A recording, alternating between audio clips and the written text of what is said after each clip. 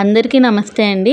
ఈ వీడియోలో బ్లౌజ్ కొలతల ఆధారంగా డ్రెస్ ఎలా మార్కింగ్ చేసుకోవాలనేది ఈ వీడియోలో చూపిస్తానండి.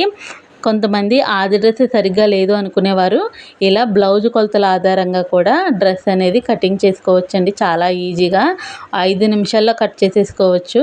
అది ఎలాగో ఈ వీడియోలో చూపిస్తాను చూడండి. మనం ఏ బ్లౌజ్ ఆధారంగా కట్ చేయాలనుకుంటున్నామో ఆ బ్లౌజ్ని తీసుకుని మనం భుజాల దగ్గర ఎంతైతే మార్క్ చేసుకుంటామో చూసుకోవాలండి.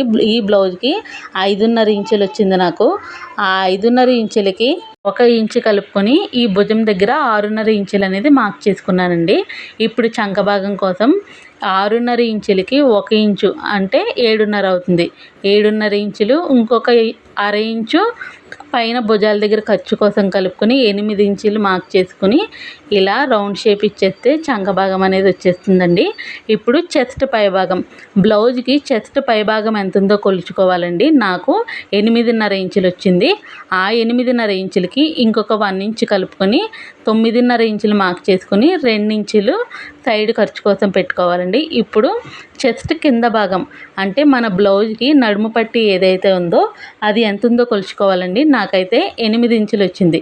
8 ఇంచులకి 1 ఇంచు కలుపుకొని 9 ఇంచులకు మార్క్ చేసుకొని సైడ్ ఖర్చు కోసం ఇంకొక 2 ఇంచులు మార్క్ చేసుకోవాలి. ఇప్పుడు కట్స్ భాగం, ఇక్కడే అందరూ కన్ఫ్యూజ్ అవుతుంటారండి.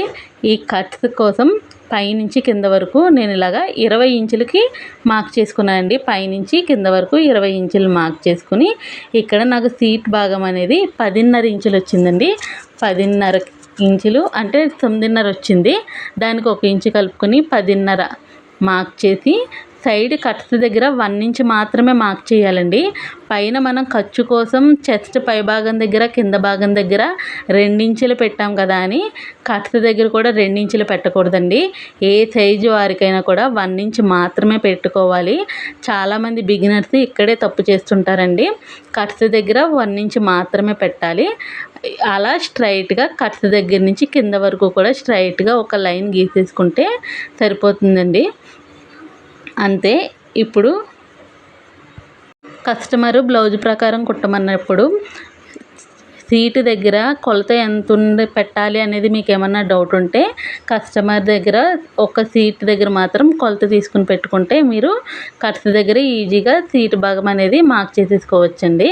ఇప్పుడు నెక్ అనేది ఎలా కట్ చేయాలో చూపిస్తాను చూడండి. మనం బ్లౌజ్కి 2.5 ఇంచులు పెడతామండి నెక్ కోసం. కానీ డ్రెస్కి అలా పెట్టకూడదండి. 3 ఇంచులు పెట్టాలి.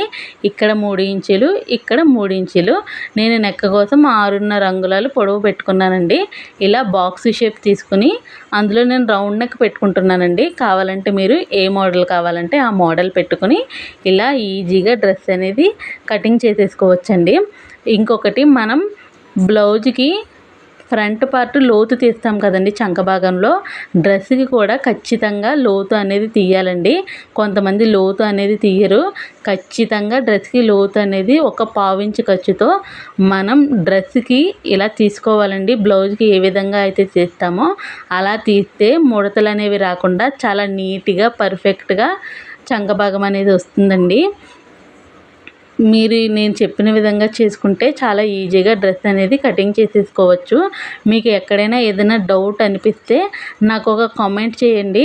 నేను వెంటనే ఆ కామెంట్కి ఖచ్చితంగా రిప్లై ఇచ్చి మీ డౌట్ అనేది క్లియర్ చేస్తాను. ఈ వీడియో మీకు నచ్చిందా లేదా అనేది కూడా ఒక కామెంట్ చేసి చెప్పండి. వీడియో నచ్చినట్లయితే లైక్ చేసి షేర్ చేయండి. మరిన్ని వీడియోస్ కోసం నా ఛానల్ని సబ్స్క్రైబ్ చేసుకోండి.